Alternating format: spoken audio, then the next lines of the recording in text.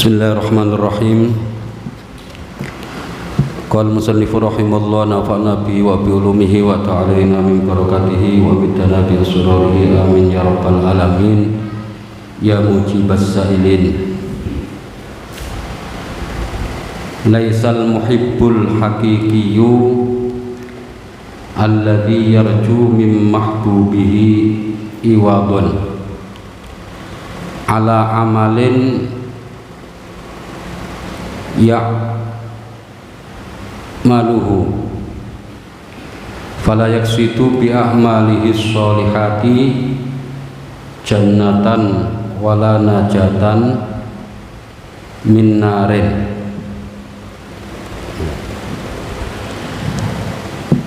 Mencintai Allah dengan mencintai manusia itu beda. Kalau mencintai manusia ada take and give atau timbal balik. Misal Ami ini cinta sama Safa, pasti pasti Ami itu berharap sesuatu dari si Safa. Itu kalau mencintai manusia. Tetapi kalau mencintai Allah tidak bisa seperti itu. Makanya Ibnu Athaillah As-Sakandari di dalam kitab Hikam menjelaskan laisal muhibbul haqiqiyyu alladhi yarju mim mahbubihi iwadun. Seseorang yang benar-benar mencintai Allah tidak berharap sesuatu apapun dari yang dicintai. Kalau kita mengaku cinta kepada Allah dan cinta kita itu cinta sejati, maka kita tidak akan berharap atas amal yang kita lakukan. Tidak berharap apa? Tidak berharap ganti, tidak berharap sesuatu dari zat yang kita cintai. Jadi kita sholat itu tidak berharap pengen dapat surga, juga tidak berharap selamat dari neraka. Itu baru dinamakan pecinta sejati. Pecinta sejati adalah seseorang yang mencintai kekasihnya tanpa berharap sesuatu dari yang dicintai atas amal perbuatannya. Contohnya orang ini beramal soleh, nggak berharap surga dari Allah dan juga tidak berharap selamat dari nerakanya Allah. Yang mencetuskan teori mahabbah atau cinta kepada Allah itu seorang perempuan namanya Rabi'atul Adawiyah, seorang perempuan yang menjadi kekasih Allah, beribadah semata-mata karena Allah. Dasarnya beribadah itu mahabbah atau cinta sejati, tidak berharap surganya Allah, juga tidak takut dengan nerakanya Allah, persetan dengan surga dan neraka. Yang penting beribadah itu semata-mata mahabbah atau mencari ridhonya Allah Subhanahu wa ta'ala. Ini tingkatan muhibbin, tingkatan muhibbin, yakni orang-orang yang mencintai Allah. Beda sama kita. Kalau kita beramal soleh itu harapannya supaya dapat balasan, supaya mendapatkan surga atau selamat dari neraka. Berarti makom kita, kedudukan kita itu masih di makom ibad, masih makom ibad, belum muhibbin. Padahal seorang pecinta sejati dalam melakukan amal soleh tidak berharap sesuatu dari yang dicintai atas amal solehnya, baik itu berupa surganya Allah atau diselamatkan dari nerakanya Allah. Au yatlubu minhu gharadan minal agradid dunyawiyati wal ukhrawiyati, atau tidak mengharapkan, meminta sesuatu, ya, sesuatu yang bersifat duniawi atau ukhrawi. Itu kalau seorang pecinta sejati, ya. Ibadah ya ibadah aja, kerja kerja aja tanpa pamrih, ya. Baik yang bersifat duniawi maupun ukhrawi. Ini seorang muhib sejati, seorang pecinta sejati. Kalau kita kan enggak. Kalau kita bekerja pasti pengen dapat upah. Kalau enggak dikasih upah, kita enggak mau bekerja lagi. Itu kalau kita kerja dengan sesama manusia. Tapi kalau kerja dengan Allah, jangan sekali-kali berharap upah atau balasan. Kalau kita masih berharap surganya Allah, diselamatkan dari neraka Allah, berarti kita belum menjadi seorang muhib sejati, belum menjadi pecinta sejati.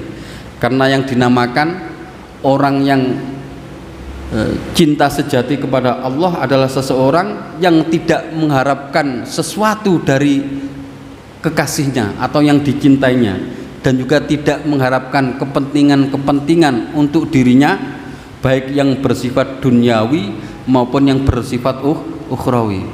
Kalau kita kan enggak, ya. Kita minta supaya rezekinya lancar, supaya sehat. Itu kita, saya terutama, ya. Supaya dapat surga, selamat dari neraka. Itu berarti makom kita masih di mana? Fi maqamil ibad, ya. Dalam tingkatan orang-orang yang ahli beribadah, belum naik ke maqamil muhibbin atau kedudukan orang-orang yang benar-benar cinta kepada Allah. Fa innal muhibbal haqiqi may yabdhuru laka ayyutika laisal muhibbul haqiqiyyu man tubdhiru lahu, li'annal mahabbatal haqiqiyata akhadha khisal lal mahbubi limahabbatihi al-qalba fala yasiru indal muhib iltifatun li ghairi mahbubihi. Karena yang dinamakan pecinta sejati adalah, ya, mayyabdzurulaka ayyutika. Siapa sih pecinta sejati itu? Yakni kita memberikan sesuatu kepada yang kita cintai tanpa berharap balasan dari yang kita cintai. Itulah pecinta sejati. Kita kalau beribadah ya beribadah saja karena Allah. Jangan berharap apa? Balasan atau ganjaran dari Allah. Itu baru dinamakan apa? Pecinta sejati. Coba Allah ngasih kita nikmat itu kan enggak terhitung. Nikmat bernafas, nikmat melihat, nikmat mendengar, nikmat sehat walafiat, nikmat iman, nikmat Islam. Pernah enggak Allah minta ganti sama kita ini? Lah, semua ini kan milik Allah. Masa kita beribadah itu kok apa? Minta upah.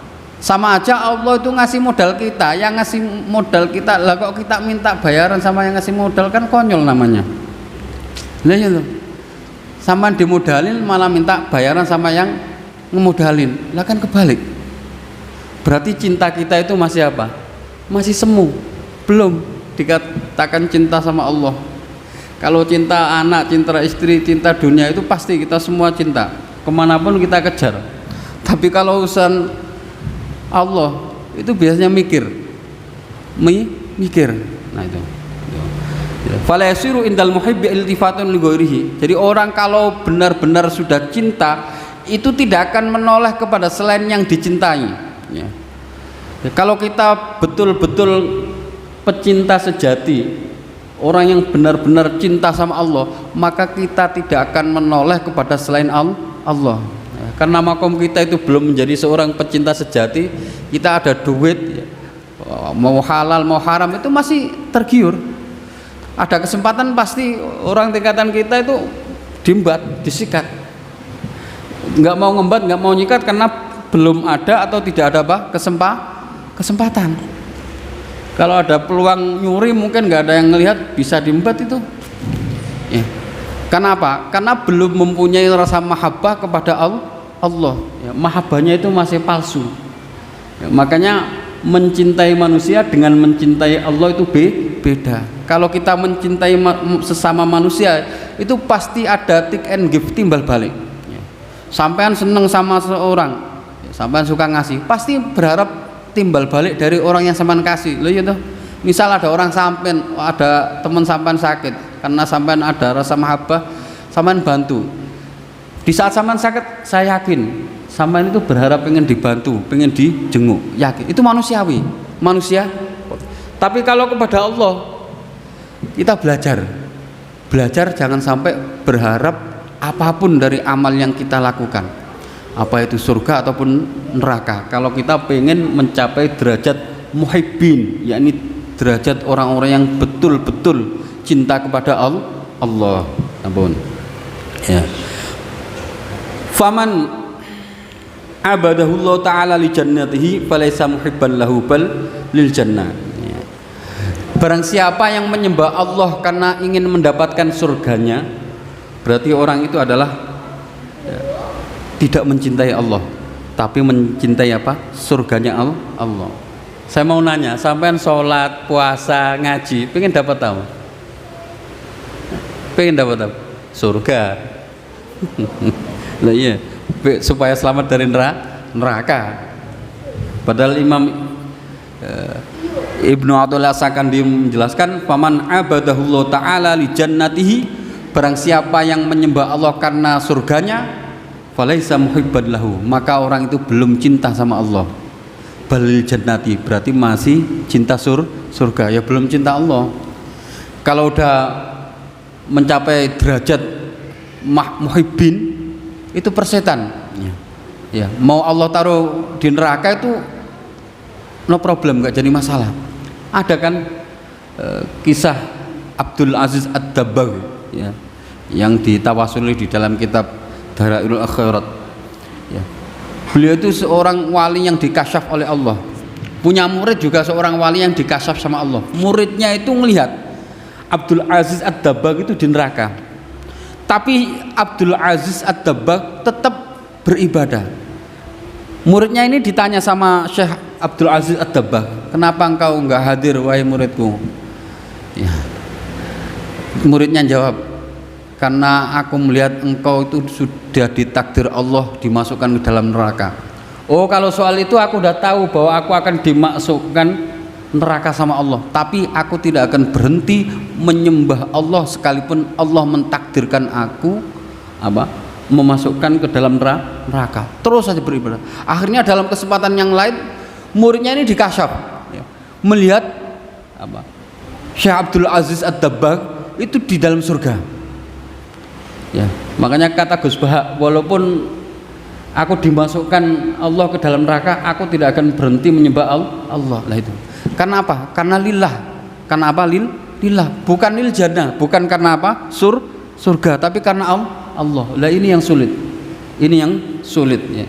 Makanya barang siapa yang menyembah, ya, Allah karena ingin mendapatkan surganya, berarti orang itu belum mencintai Allah, tapi baru mencintai surga. Ampun.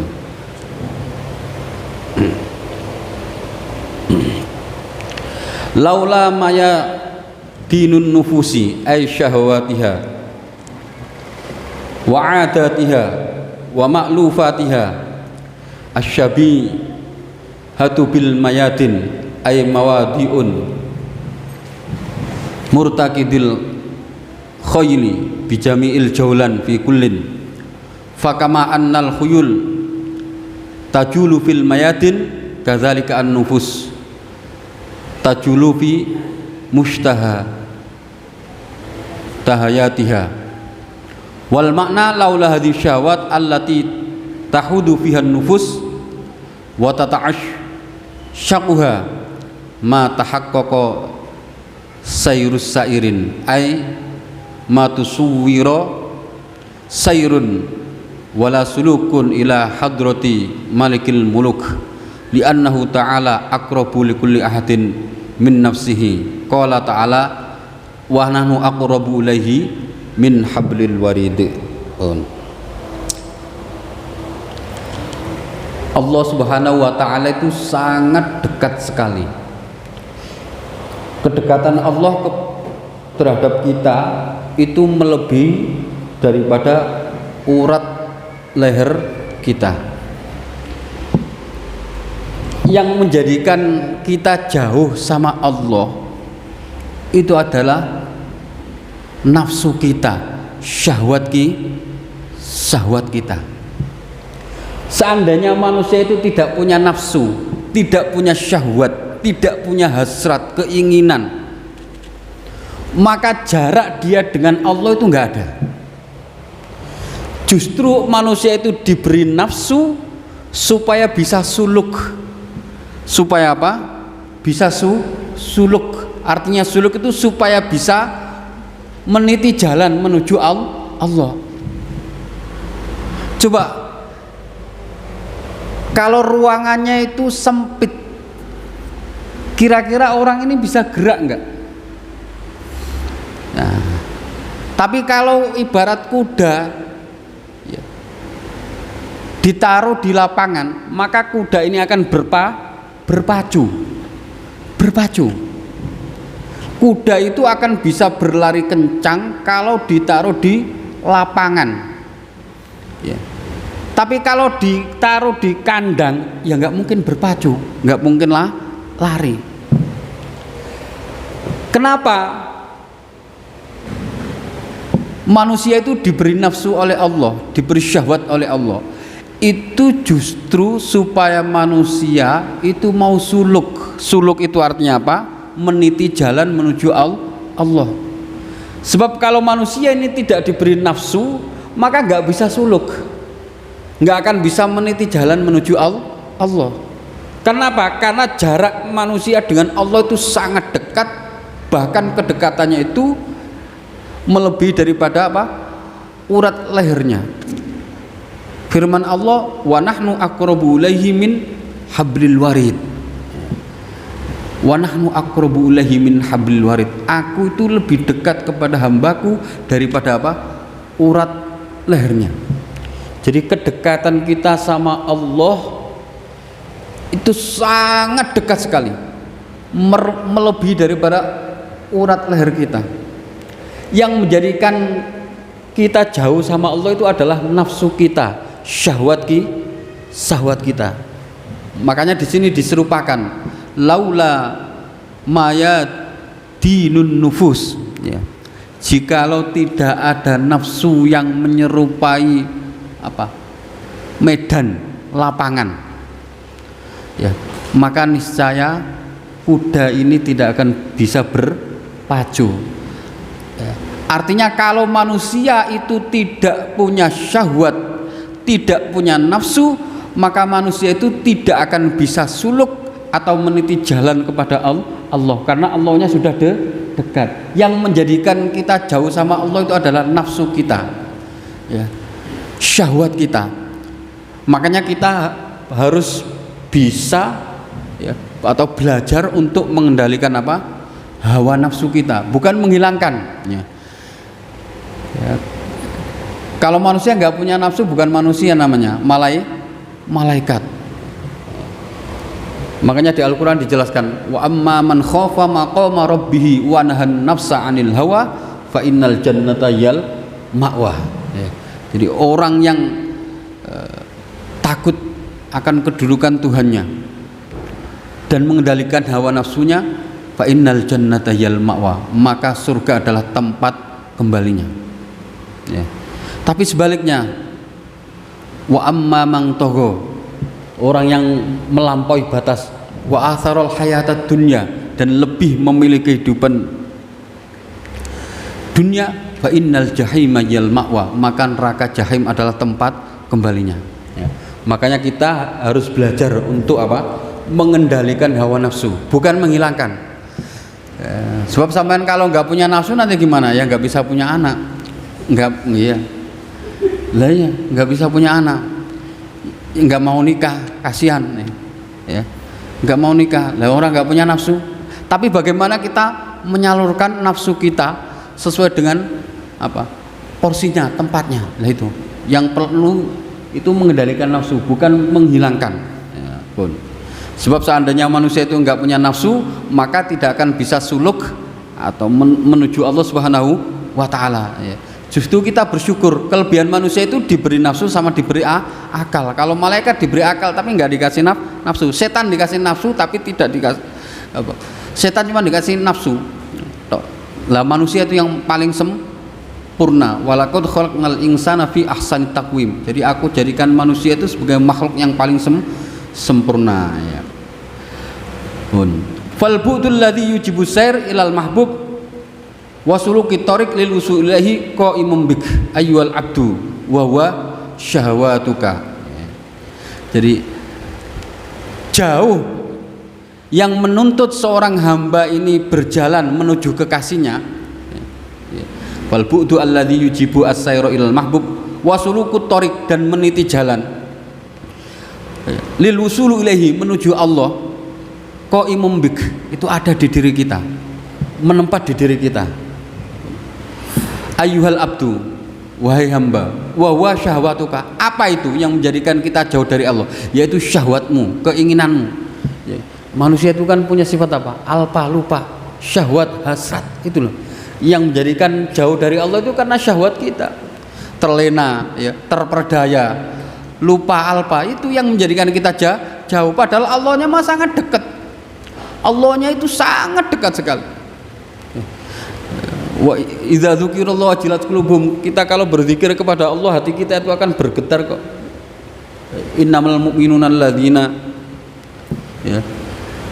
Idza dzukirallahu wajilat qulubuhum wa idza tulat alaihim ayatu zadatum imana. Seorang mukmin itu ketika disebut asma Allah, hatinya akan bergetar. Dan ketika dibacakan ayat-ayat Allah, maka semakin bertambah iman. Walau udimat minka lam tahtaj ila sairin wala sulukin ya. Seandainya syahwat itu dihilangkan, maka kamu tidak butuh apa? Meniti jalan ya, enggak butuh suluk. Jadi kalau manusia itu enggak punya syahwat, enggak punya nafsu, maka enggak perlu lagi untuk suluk, enggak perlu lagi apa? Meniti jalan menuju Allah. Udah enggak perlu, orang enggak punya nafsu kok. Ya, nggak pengen duit, pengennya cuma ibadah tok, nggak pengen punya istri, pengennya udah menghambakan diri sama Allah tok, nggak ada yang lain ya, itu kalau nggak punya nafsu ya. Li'anal bu'da alladzi tahtaju ila dzalika mangfiyun ya. Kenapa? Ya karena jauh ya. Yang butuh kita tempuh jaraknya itu udah nggak ada lagi. Udah dekat kok ya. Kalau udah dekat ibarat gini loh, sampean dengan saya itu berhadapan-hadapan, dempetan. Misal Kang Junaidi sama saya itu kan dempet, tinggal melangkah nyampe kan, ya udah gak ada jarak, gak ada gap. Tapi misalnya Allahnya itu ada di Jawa Timur, itu misal ini contoh, ya sampean untuk bisa sampai Allah kan harus ke Jawa Timur dulu. Lah yang menghalangi ini apa? Syahwat, nafsu. Kalau manusia itu nggak punya nafsu, nggak punya syahwat, maka Allah itu sangat dekat. Yang menjadikan jauh itu karena nafsu dan syahwatnya. Sehingga untuk bisa sampai itu harus apa? Menghilangkan akobat-akobat atau gendala-gendala yang menghalangi si hamba. Jadi kan ke Allah itu banyak gendalanya, banyak akobatnya, banyak rintangannya. Imam Ghazali dalam kitab Minhajul Abidin itu menjelaskan detail sekali. Jadi orang yang meniti jalan menuju Allah itu banyak gendalanya. Sampai nggak usah jauh-jauh lah, mau ngaji aja itu gendalanya banyak banget. Malas, sibuk, ngantuk, capek, nggak enak, macam-macam itu. Mau berangkat ngaji itu apa? Gendalanya banyak sangat. Itu kalau nggak diperangi ya nggak berangkat, ya mendingan tidur di rumah ya. Mendingan tidur, alasannya capek, ngantuk. Sama kita kalau ke Allah ibarat subuh kan enak-enaknya ngelonin bantal guling itu, ada panggilan azan Allahu Akbar, Allahu Akbar. Itu kalau ngikutin nafsu ya mendingan apa? Ngelonin bantal guling, ngelonin istri daripada menuin panggilan Allah. Kalau ngikutin nafsu. Tapi kalau nafsu itu kita perangi, kita kalahkan, kita tundukkan, maka kita akan menang. Yang manggil Allah aja nggak datang, apalagi yang manggil cuma Pak Ustadz. Ya nggak bakalan ada, diundang di grup dila doang, dibaca doang, sibuk ini ngurusin anak itu ke Allah itu banyak apa? Banyak rintangan, banyak tantangan, banyak kendala, turjal yang menghalangi. Makanya butuh apa? Ketulusan, keikhlasan. Ketulusan, keikhlasan. Jangan karena ada kepentingan. Ya, mau ngaji tapi karena ada kepentingan. Ya bagus, masih mau ngaji walaupun masih ada istilahnya nilai-nilai duniawi, nggak masalah. Yang penting masih mau ngaji daripada enggak. Ya. Ikhlasnya nanti dengan sendirinya akan ikhlas secara otomatis alamis. Mungkin faktor pertamanya karena ada ikatan bisnis, karena nggak enak, karena ada balas budi jasa, karena tetangga. Udah biarin deh, tetap aja berangkat. Nunggu ikhlas soalnya nggak bakal berangkat. Lah itu tetap aja jalan. Makanya kata Imam Abu Hasan As-Sadzili, sir walau urjan, ya. Berjalannya sekalipun pincang, walaupun kita itu tertatih-tatih, terseok-seok, tetap aja jalan. Nanti lama-lama nyampe. Lah kalau kita diam di tempat nggak akan nyampe ke Allah. Ya sama, kita punya aurat, punya wiridan, punya dzikrul ghafirin, punya dalailul khairat, punya rotib al-haddad, al-athah. Itu kalau malas ngamalin ya jalan di tempat, stagnan. Ya kapan sampainya? Orang nggak mau jalan. Bapak mau ke Surabaya tapi nggak berangkat ke Surabaya, kira-kira bisa nyampe nggak ke Surabaya? Sampai kapanpun nggak akan nyampe. Tapi kalau niatnya itu kenceng, walaupun nggak punya uang, ibaratnya pinjam sana sini, tapi niatnya kenceng, sampai ke Surabaya. Sama kita ke Allah juga seperti itu, butuh azam, butuh niat yang kuat. Ya. Gendala, rintangan, tantangan itu harus kita apa? Kita terabas semua. Ya. Nah, kalau bahasanya Gusmi, suluk jalan terabas. Jalan paling cepat menuju Allah itu ya mengikuti para wali Allah. Ya. Kita belum bisa, karena suluk itu butuh penuntun, Pak. Ya, butuh mursyid, butuh pembimbing. Nggak bisa kita suluk sendiri itu, nyelonong sendiri, nggak punya guru. Man la syaikha fa syaikhu syaitan. Orang yang nggak punya guru itu gurunya setan. Gurunya internet, Mbak Google, WhatsApp, Facebook, ya tersesat nanti. Bisa konslet. Seorang nggak ada mursyidnya, nggak ada penuntunnya, nggak ada pembimbing. Sampai berangkat haji kalau nggak ada mutawif, kelenger sampai di sana. Nggak tahu mana Taif, mana Arafah, nggak ada yang nuntun. Lah kita punya guru. Lah kita belajar dekat sama guru. Kita jalin robitoh dengan guru. Sebaik-baiknya guru itu guru yang sudah apa? Meninggal, Gusmi. Itu nazrohnya kepada kita itu luar biasa. Cuman sampean nggak terasa karena kurang kenceng, ya. Zaman akhir itu bukan susah nyari mursyid, nyari murid yang sidik itu yang susah. Mursyid itu ada di depan rumah pintu kita. Kalau sampean mau sungguh-sungguh pengen ketemu seorang mursyid, ada di depan pintu sampean masing-masing. Tapi yang kesungguhannya itu nggak ada. Ya, nyari murid yang sidik, yang sungguh-sungguh, zahiran wa batinan seperti mayit. Ya. Seorang murid itu kan kalau mayit, ya, ibarat seperti mayit di depan orang yang mandikan, dibolak-balik, disuruh ini, udah kamu jalanin ini amalan ini. Kamu puasa segini, kamu wujudin uang segini. Itu yang ada cuma sami'na wa ata'na itu. Kita boleh belajar guru syariat sebanyak-banyaknya sama ustadz ini semua itu. Tapi guru memakin kita itu satu. Beliaulah yang akan menuntun kita, menghantarkan kita usul sampai kepada Allah Subhanahu wa taala. Jadi Imam Abu Hasan Al-Basri pernah ditanya, "Ya Imam, dullani ala amalin." Yuqarribuni ilallah wa yudkhuluni al-jannata. Wahai Imam, tunjukkan aku suatu amalan, ya, yang bisa mendekatkan aku kepada Allah dan memasukkanku ke dalam surga. Kata Imam Abu Hasan Al-Basri, ahibba ahada awliyaihi. Cintailah salah satu kekasih Allah. Ya. Fa innahu yuwassiluka ilallah. Salah satu wali Allah inilah yang akan mengantarkan kita, menyampaikan kita kepada Allah. Ya, beliaulah yang akan menuntun kita semua menuju Allah Subhanahu wa taala. Kita nyelonong sendiri itu nggak bisa, Pak. Besok dari kiamat itu yauman yad'u kullu unasim bi imamihim. Manusia itu kelak di hari kiamat akan dipanggil dengan pemimpinnya. Oh, ini rombongannya siapa? Gusmi. Ini rombongannya Mbah Dalhar, ini rombongannya Mbah Abdul Hamid Pasuruan. Itu ada kelompoknya masing-masing. Nyelonong sendiri nggak bisa. Saya kalau bisa nyelonong sendiri ngapain berguru? Kita udah kita kuasai, orang nanya apa bisa kita jawab. Tapi kita masih butuh guru rohani yang membimbing kita, menuntun kita sampai Allah Subhanahu wa taala. Sebab kalau kita nggak punya guru, kita akan tersesat. Wa may yudlil falan tajida lahu waliyam mursyida. Orang kalau udah disesatkan Allah, maka tidak akan bisa menemukan seorang wali mursyid. Ini Quran yang bicara, bukan saya. Bun. Mungkin dari sini ada yang tanyakan? Barangkali ada yang kurang paham, kurang jelas, silakan, monggo. Sebelum kita lanjut dengan Dhikrul Ghafirin, silakan. Iya. Waalaikumsalam warahmatullahi wabarakatuh.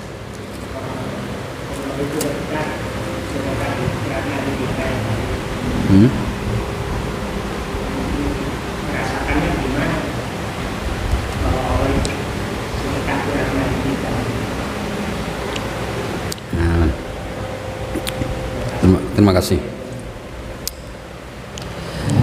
Jadi Allah itu sangat dekat. Kedekatan Allah kepada kita itu melebihi daripada urat nadi kita. Lah, untuk merasakan Allah dekat itu seperti apa? Bagaimana? Gitu. Jadi ini sifatnya dzauqi. Ya. Dzauq itu intuisi atau perasaan. Kita harus punya perasaan menghadirkan Allah itu sangat dekat. Gambaran Allah dekat dengan kita itu, Allah selalu apa? Memantau kita, memonitor kita. Kalau istilah ihsan itu antak budallaha ka'annaka tarah. Ya. Jadi kamu menyembah Allah ka'annaka tarah, seolah-olah kamu melihat Allah. Bayangkan kita di saat menyembah Allah atau beribadah kepada Allah, Allah itu di hadapan kita. Ya. Tapi jangan divisualkan secara hissi, ya. Jangan digambarkan secara empiris. Allah itu punya hidung, punya mata. Nanti jadi masuk sekte Mujassimah nanti, aliran Wahabi ini. Sekte Mujassimah. Tapi dzauqi. Jadi jangan digambarkan secara empiris bahwa Allah itu berwujud seperti wujudnya manusia. Tapi secara apa? Dzauqi. Dzauqi itu secara intuisi, perasaan.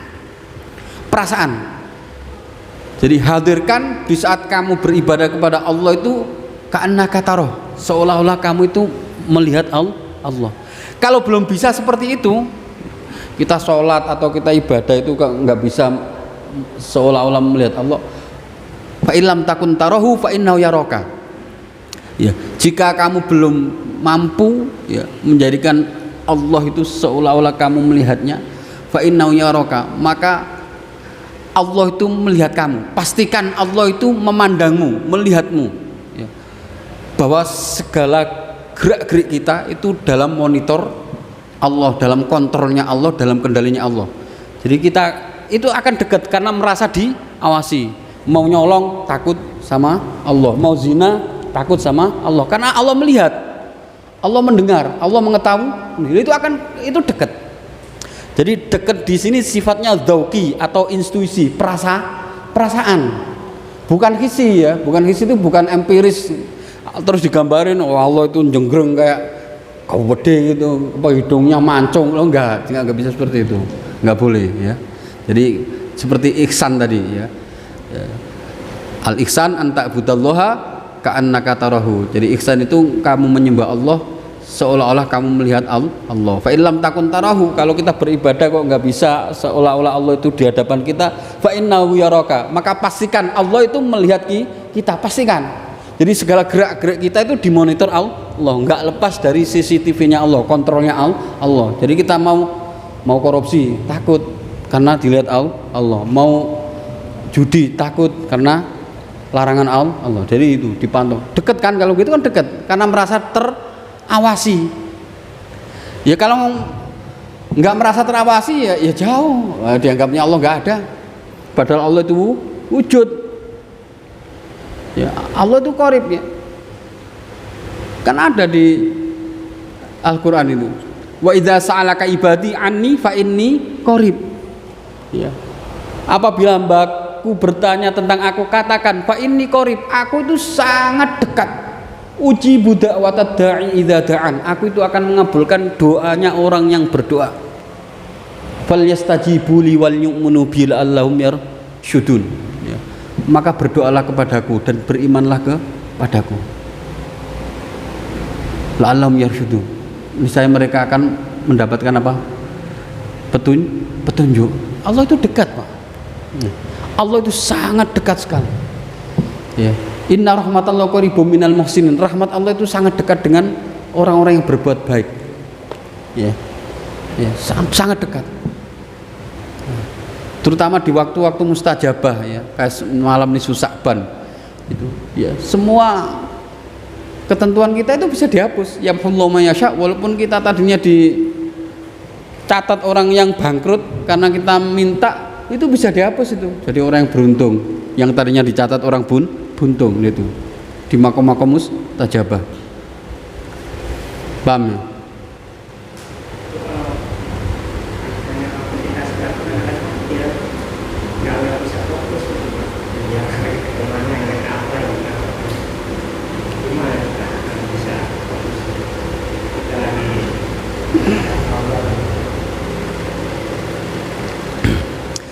Itu memang seperti itu. Jadi di hadis Bukhari tadi pagi itu pas saya ngaji nerangin itu, di hadis Bukhari itu setan itu kalau mendengar azan itu ngacir setan ya. Itu setan itu punya kentut besar. Kalau azannya udah selesai itu deket lagi ya. Terus setan kalau dengar iqomah ngacir lagi, kabur lagi. Kalau iqomahnya udah selesai apa?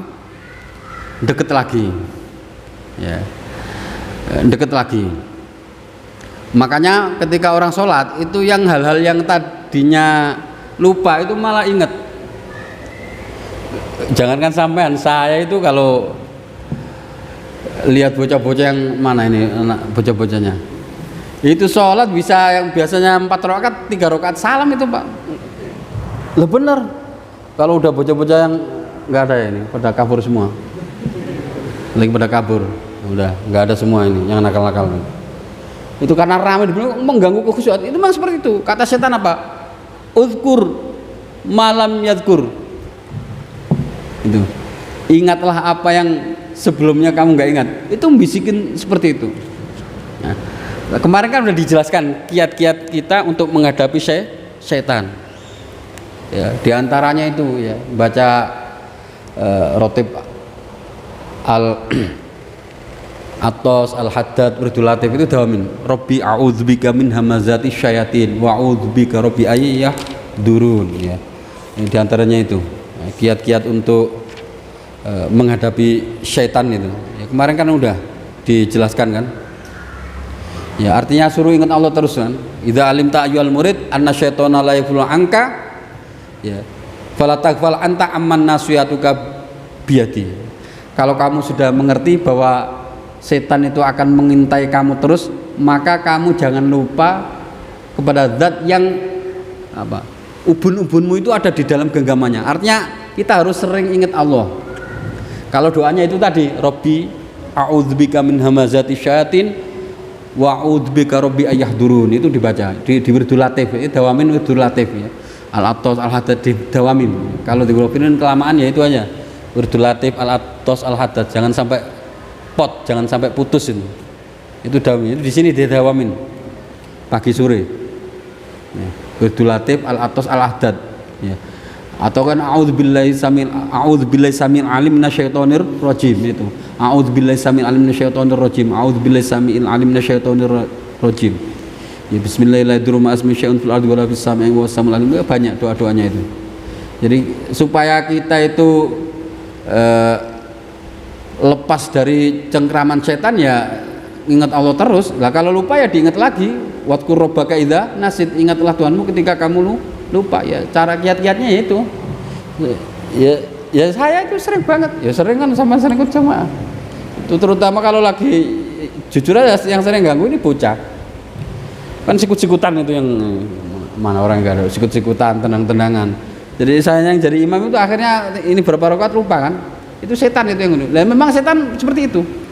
Ini ada di dalam hadis Sahih Bukhari pas tadi pagi dibaca itu. Ya, ya Mi ya. Nah itu. Jadi kata setan apa? Uzkur malam yazkur. Ingatlah apa yang sebelum kamu nggak ingat. Kadang-kadang yang tagihan susah gitu. Itu kita malah dalam sholat itu. Ini kreditan kok sentet ya. Itu malah ingatnya di sholat. Nagih banyak yang perek. Nah itu. Iya Kang ya? Iya. Cukup ya. Terima kasih. Kurang lebihnya mohon maaf. Assalamualaikum warahmatullahi wabarakatuh.